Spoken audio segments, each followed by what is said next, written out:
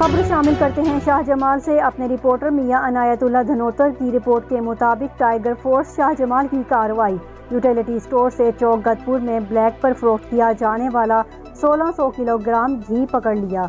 Tiger force Shahjamal के focal person मियां अतीक धनोतर की निगरानी में टाइगर फोर्स रजाकार मोहम्मद मुनीर, अरशद रहीम, मोहम्मद अजमल कोरिया, मोहम्मद सकलैन और इमरान कुरैशी ने कामयाब कार्रवाई करते हुए यूटिलिटी स्टोर से गदपुर में ब्लैक पर फरोख्त किया जाने वाला सरकारी घी समेत दीगर हज़ारों रुपए का सामान पकड़कर मकामी इंतजामिया को आगाह किया, जिन्होंने मौका पर पहुंचकर घी और दीगर ब्लैक पर फरोख्त किया जाने वाला सामान बरामद करके मजीद कानूनी कार्रवाई का आगाज कर दिया है।